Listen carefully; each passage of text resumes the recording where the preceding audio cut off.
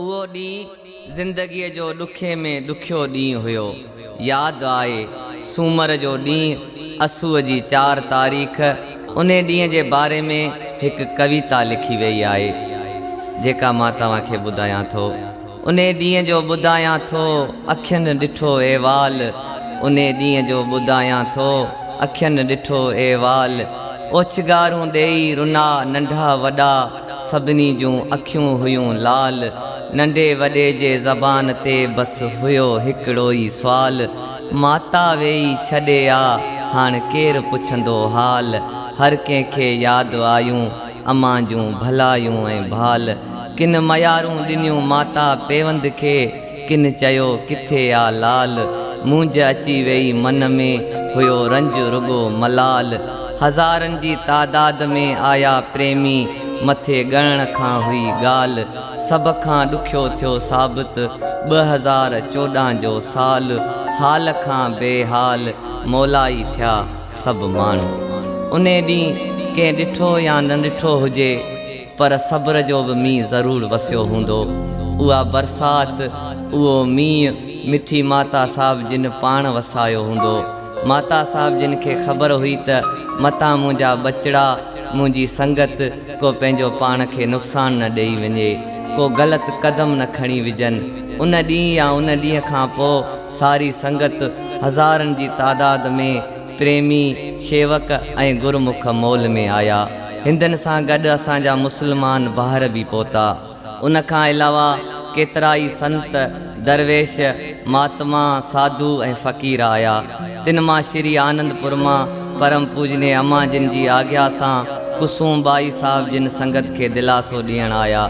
जिन अची करे दिलासा त ॾिना पर दिलासा ॾींदे ॾींदे पाण बि रोई वेठा। हुन हिकु तमामु सुठो शेर ॿुधायो त कौन कहता है कि संत मर जाते हैं, कौन कहता है कि संत मर जाते हैं, हकीकत तो ये है कि वो अपने घर जाते हैं। श्री आनंदपुर मां परम पूजनीय श्रीमान साहिब जिन दादा दीपक साहिब जिन अची माता साहिब जिन जी यादि में रखियल भंडारे जे ॾींहुं ऐं भोग साहिब जे ॾींहुं संगत खे प्रेम भरिया वचन ॿुधाया। वॾी ॻाल्हि इहा थी जो श्री सतगुरु महाराज जिन पाण उन जॻह ते विराजमान थिया जंहिं जॻह ते संगत 12 ॾींहं दुनियादारीअ जे लेखे तॾे ते वेठी हुई। उन मां उहो पैगाम थो पहुचे त श्री सतगुरु महाराज जिन हर घड़ी हर पल असां सां ॾुख ऐं सुख में साण आहिनि। साईं जिन सत्संग कंदे फरमायो त माता साहिब जिन वॾी कमाई कई। माता साहिब जिन खे सॼी दुनिया में यादि कयो वियो। हुन चयो त माता साहिब जिन निर्मल भाव वारा हुया। बाज़ी जीते विया, बाज़ी खटे विया। माता साहिब जिन आख़िर ताईं निभायो। उन संगत खे चयो तव्हीं भागन वारा आहियो जो अव्हांखे माता साहिब जिन जा दर्शन थिया। माता साहिब जिन सां अव्हांखे वेझड़ाई मिली, अव्हांखे उन जो प्यार मिलियो, अव्हांखे माता साहिब जिन जूं दुआऊं मिलियूं। इहा दुआ अव्हां सां सदाईं गॾु आहे ऐं सदाईं गॾु रहंदी। पाण जंहिं राह ते हलिया उहा राह अपनायो। हुन जे हर हिकु लफ़्ज़ में बेइंता प्यार हुयो। उन खां पोइ दादा दीपक साहिब जिन माता साहिब जिन जी यादि में लुड़क हारे वेठा। दादा साहिब जिन माता साहिब जिन जी यादि में रखियल भंडारे ऐं सत्संग जे रखियल प्रोग्राम में तमामु घणी तवजो ॾिनी। झूलेलाल शेवा मंडली मोल, अमरलाल शेवा मंडली गॾाप वारनि खे मशवरा ॾिना। हुन जी मोहबत ऐं प्यार तमामु घणो गहरो ऐं असर वारो हुयो।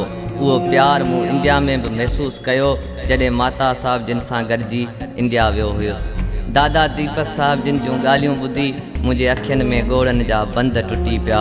सोचियुमि त दादा जिन जे चरणनि में वेही ॻोड़ा ॻाड़ींदुमि, पर जीअं त उनखे उन ॾींहुं वापसि वञिणो हो, बसि उहो चवणो पइजी वियो, न जी भर के देखा न कुछ बात की, न जी भर के देखा न कुछ बात की, बड़ी आरज़ू थी मुलाक़ात की।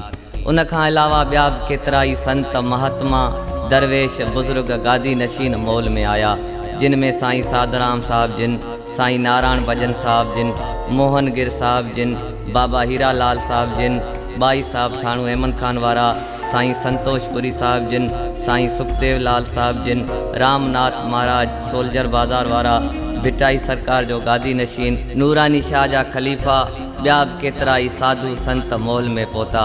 असांजो कोस्तान जो सरदार मलिक असद सिकंदर भी उते पहुतो। हर हिकु अखि आली हुई, हर चेहरो उदास हुयो, हर ज़बान ते इहा ॻाल्हि हुई, हाणे उहो प्यार, उहा मोहबत केरु ॾींदो। तमामु घणो जज़्बाती माहौल हुयो, कंहिंखे बि होश न हुयो। हिकु अरमान हुयो, हिकु ॾुख हुयो। हर कंहिंखे माता साहिब जो ॾिनल प्यार ऐं मोहबतूं थे यादि आयूं। दरियूं दर रोहंदे ॾिठुमि, दरियूं दर रोहंदे ॾिठुमि, संग दिल ऐं पत्थर रोहंदे ॾिठुमि। अखियुनि ॾिठो शायदि आहियां मौलाई, छो न लिखां। अखियुनि ॾिठो शायदि आहियां मौलाई, छो न लिखां। घरनि जा घर रोहंदे ॾिठुमि, टिकाणा मंदर रोहंदे ॾिठुमि, टिकाणा मंदर रोहंदे ॾिठुमि।